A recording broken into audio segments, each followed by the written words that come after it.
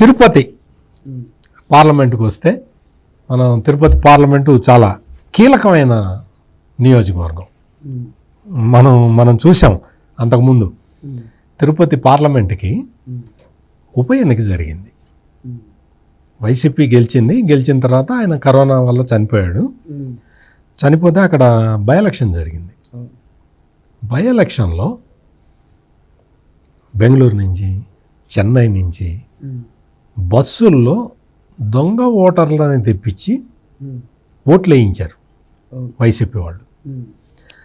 దొంగ ఓటర్ కార్డులు ఎట్లా వచ్చినాయి అంటే, ఒక ఐఏఎస్ అధికారిని పట్టుకొని ఆ ఐఏఎస్ అధికారి మీద ప్రెషర్ తీసుకొచ్చి ఆయన కంప్యూటర్ పాస్వర్డ్ అవన్నీ తీసుకొని ఓటర్ల జాబితాలో ఉన్న ఆ ఎపిక్ నెంబర్లు అవన్నీ కూడా తీసుకొని అందులో ఫోటో మార్చి, నా ఓటు అనుకోండి, మీ ఫోటో పెట్టి ప్రింట్అవుట్ తీసుకొని ఓటేయటం. ఈ తరహాలో గెలిచింది వైసీపీ కేసింగా. అంటే అధికారంలోకి వచ్చిన కొత్తలోనే జగన్మోహన్ రెడ్డి ఎటువంటి వాడో పూర్తిగా అర్థం చేసుకున్న నియోజకవర్గం తిరుపతి పార్లమెంట్. ఈ తిరుపతి పార్లమెంటులో తిరుపతిలో ఇప్పుడు తిరుపతి అసెంబ్లీలో జనసేన పోటీ చేస్తున్నది. సర్వేపల్లి, సూళ్లూరుపేట, వెంకటగిరి, గూడూరు, శ్రీకాళహస్తి, సత్యవేడు ఈ కాన్స్టిట్యున్సీలు ఉన్నాయి. తిరుపతి ఒకటి జనసేన పోటీ చేస్తున్నది. మిగిలిన చోట్ల అన్నీ కూడా నిన్న మొన్నటి వరకు సర్వేపల్లిలో వైసీపీ వాళ్ళు లెక్కేసుకున్నారు, మేము ఎట్టన్నా గెలుస్తామని. ఇప్పుడు పరిస్థితి ఎట్లా వచ్చింది అంటే, సర్వేపల్లిలో వైసీపీకి డిపాజిట్లు వస్తాయా అనే పరిస్థితిలోకి వచ్చిన్నది. సర్వేపల్లి ఒక్కటే డౌట్గా చెప్పారు ఇంతకాలం. అన్ని సర్వేల్లో కూడా అదే వచ్చింది. ఇప్పుడు లేటెస్ట్ ఏంటి అంటే, సర్వేపల్లిలో వైసీపీకి డిపాజిట్ వచ్చే పరిస్థితి లేదు అనేది జరుగుతున్నది. వెంకటగిరిలో తెలుగుదేశం వైజ్గా క్యాండిడేట్ని మార్చి స్టెబిలైజ్ చేసుకున్నది. స్టెబిలైజ్ చేసుకొని అంటే చంద్రబాబు నాయుడు సీజన్డ్ పాలిటీషియన్ కదా, సో అందుకని ఆయన చూసుకున్నాడు. ఆయన పరిస్థితులను చూసుకొని వెంకటగిరిలో క్యాండిడేట్ని మార్చుకోవడంతో అక్కడ ఇదైపోయింది. కాళహస్తిలో మొదటి నుంచి ఇక్కడ తెలుగుదేశానికి స్వింగ్ కనపడుతూనే ఉంది.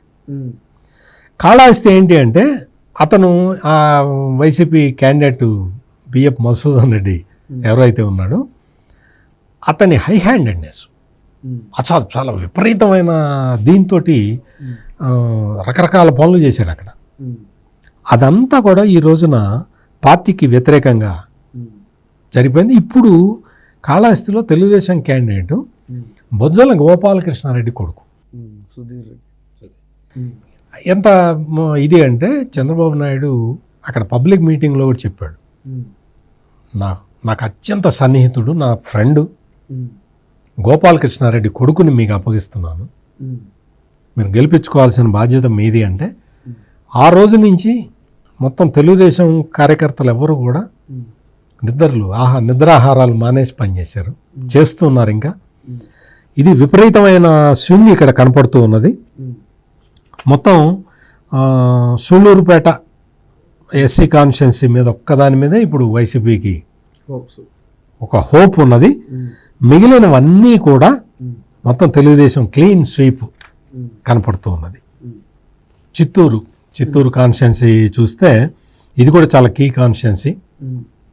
ఇందులో నిన్న మొన్నటి వరకు చంద్రగిరిలో చెవిరెడ్డి భాస్కర్ రెడ్డి అంటే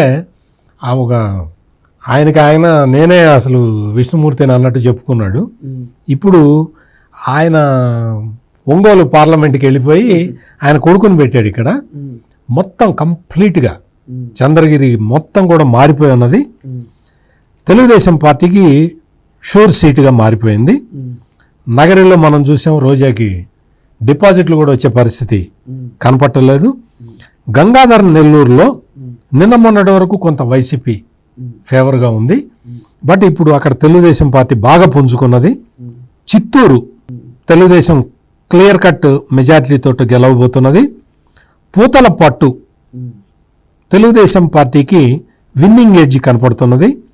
పలమనేరు, ఇంకా కుప్పం గురించి అయితే మనం చెప్పక్కర్లేదు, మెజారిటీ లెక్కేసుకునే పరిస్థితి ఉంది. సో అందువల్ల ఇదంతా కూడా చిత్తూరు పార్లమెంట్ మీద ప్రభావం చూపిస్తుంది.